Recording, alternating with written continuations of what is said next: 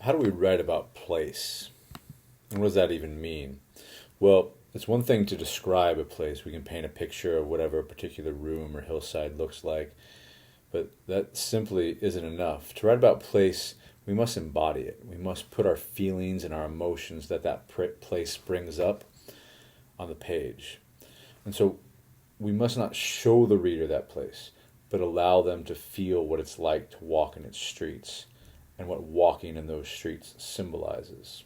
For example, listen to the way Joan Didion writes about New York. New York was no mere city. It was instead an infinitely romantic notion, the mysterious nexus of all love and money and power, the shining and imperishable dream itself. Right here, she's talking about what the streets of New York symbolize. But let's see her walk down it. I was in love with New York. I do not mean love in any colloquial way. I mean, I was in love with the city, the way you love the first person who ever touches you and never love anyone quite the way again. I remember walking across 62nd Street one twilight that first spring, or the second spring. They were all alike for a while. I was late to meet someone, but I stopped at Lexington Avenue and bought a peach and stood on the corner eating it, and I knew that I'd come out of the west and reached the mirage. I could taste the peach and feel the soft air blowing from the subway grating on my legs, and I could smell lilac and garbage and expensive perfume, and I knew it would cost something sooner or later, because I didn't belong there, did not come from there. But when you were 22 or 23, you figure that later you will have a high emotional balance, and you'll be able to pay whatever it costs.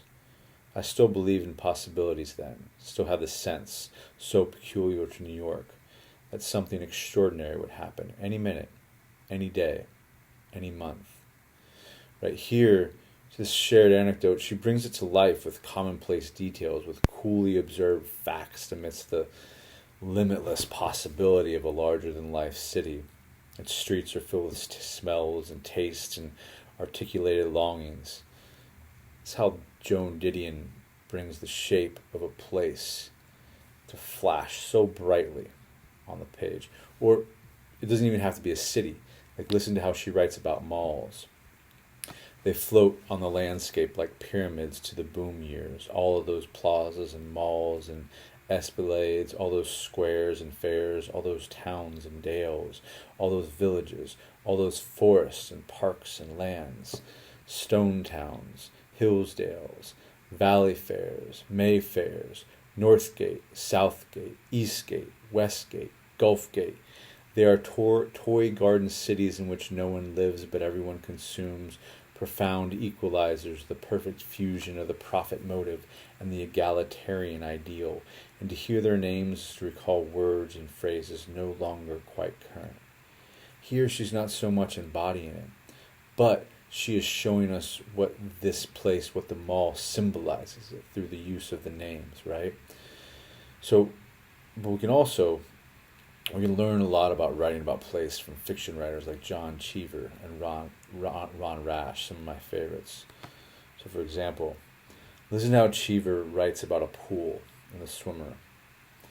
The pool, fed by an artesian well with a high iron content, was a pale shade of green. It was a fine day. In the west there was a massive stand of cumulus clouds, so like a city seen from a distance, the bow of an approaching ship. But it might have a name. Lisbon. Hackensack. The sun was hot. Nettie Merrill sat by the green water, one hand in it, one around a glass of gin. He was a slender man.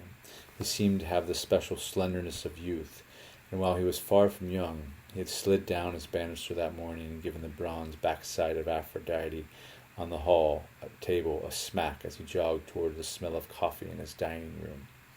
He might have been compared to a summer's day, particularly the last hours of one, and while he lacked a tennis racket or a sailbag, the impression was definitely one of youth, sport, and clement weather. He had been swimming, and now he was breathing deeply. So we see here he's using place to Cheever's using place to give us a sense of who Nettie Merrill, this character is, right? Because of this whole story, The Swimmer, is, if you haven't read it, it's beautiful. it's about this character essentially swimming across the county, right?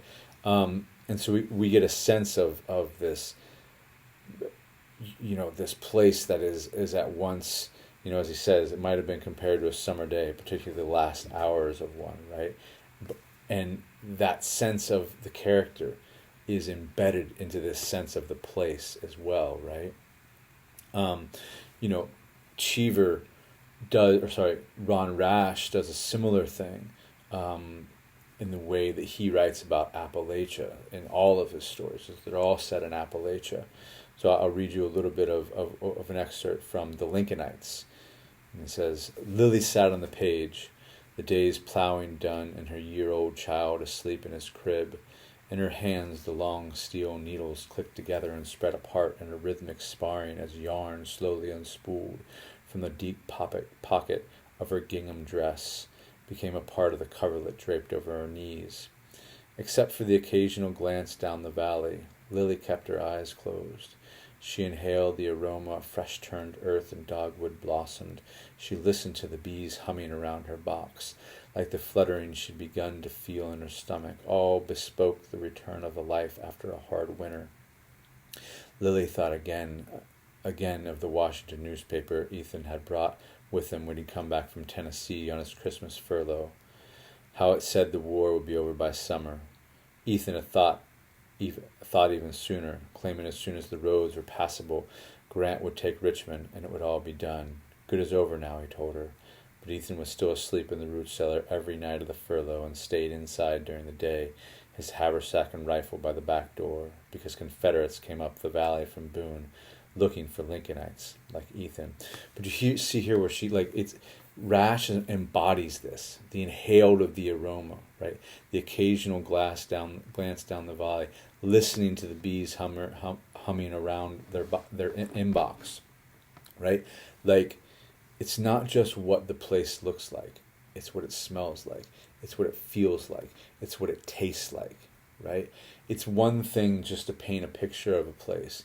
It's another thing to have the reader really feel it. And when we're writing about place, that's what we really, really want. We want people to feel it, right? Because in the end, like for Rash, especially with Appalachia, right, the place becomes a character in the story in and of itself, right? So if you take nothing else from this, right, take this. In the end, what matters is how a place shapes the narrator or the character or the overall story. It's not just the picture. It's not just what it looks like. It's what it feels like. And to do that, you got to embody it. You got to use the 5 senses, right? Or 6 or 12, however many senses we have. But so I'm going to leave you with this. Listen to the way John Luther Adams describes California here and the way California shaped him. My imagination was shaped by the exotic nature of water in a dry Southern California valley, by the sound of wind in the crowns of eucalyptus trees, by the tactile sensation of sheened earth, turned in furrows by a gang plow, by banks of saffron, mahogany, and scarlet cloud piled above a field of alfalfa at dusk, by encountering the musk of orange blossoms on the edge of an orchard, by the afternoon of a Pacific storm crashing on a hot, flat beach. We don't just see it, we feel it, we smell it, we touch it, right? That's the key to writing about place. And I think to do that, right, to write really, really well about a place, when we look at something, right, we're really like objectifying it, right? And in a sense, like we can almost feel like we take ownership over it. But to really write truly about a place, you have to be vulnerable with that place. You have to open yourself up to it, right? You have to build an intimacy with the place that develops from a sense of belonging. Like, it's difficult to write about places that we haven't been or we only know in our imagination because we haven't felt it, right? We haven't felt the sun's rays on our bodies or that cool water as it brushes past our legs. We don't know what that feels like. We have to have experienced that, right? So, and in that way, right, we're not looking at a place. So that's like, it's the details of what the place looks like are important, but it's more important what it feels like. So we're not looking at a place, but we are embodying within the place. We are experienced in this place. So that's why it's really vulnerable. We're not objectifying it through sight, right? We are immersing ourselves in it through our touch, our taste, our feels, our sounds, right? So allow the place to speak for itself. Don't just speak through it with your eyes. Allow the place to speak on the page. I'm going to leave you with that.